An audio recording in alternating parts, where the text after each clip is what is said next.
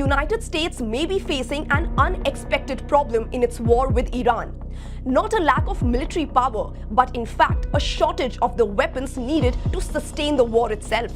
A report by the Washington Post claims that US President Donald Trump confronted Defence Secretary or Secretary of War Pete Hegseth during a meeting at Camp David over dwindling US missile stockpiles. According to the report, Donald Trump was upset that he had not been fully informed about the extent of the shortages. The White House and the Pentagon have strongly denied the report, calling it 100% fake news. Now, according to the Washington Post, Donald Trump questioned Pete Hegseth during a meeting at Camp David after learning that key US missile inventories had fallen to critically low levels. The report says Trump believed the problem had already been resolved and demanded to know why he had not been briefed fully. Now, the alleged exchange comes at a crucial moment. Just days earlier, President Trump had claimed he was prepared to launch what he described as the biggest attack since World War II, before ultimately, of course, calling it off, saying diplomacy should be given another chance. Now, according to the report, depleted missile stockpiles played an important role in that decision. The report says that during more than 5 months of the conflict, the US military has used enormous quantities of precision-guided weapons.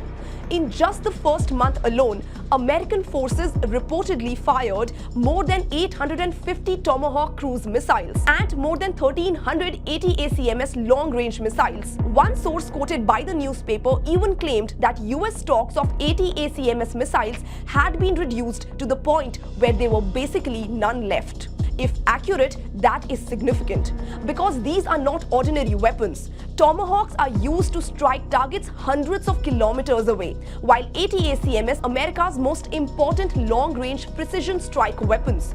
Replacing them isn't quick. Advanced missiles take months and often years to manufacture. According to defense experts quoted by the newspaper, production cannot simply be accelerated overnight.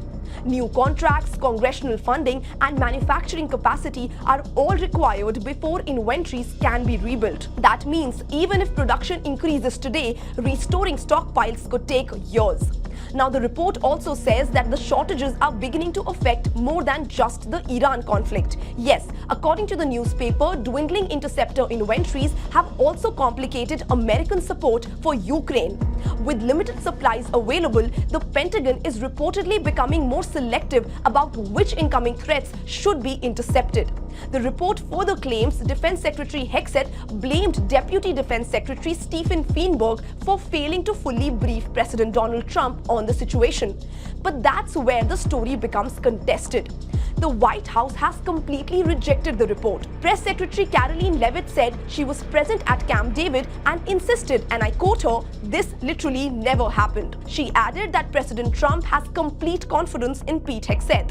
The Pentagon has also issued an unusually strong denial. Chief spokesperson Sean Parnell said the report was 100% fake news. He denied that Hegseth misled the president, denied any internal disagreements over missile stockpiles, and rejected suggestions that tensions existed within the administration. So at this stage, we have two competing narratives. The Washington Post, citing unnamed sources familiar with the meeting at Camp David, says that President Donald Trump indeed confronted his defense secretary over depleted missile inventories.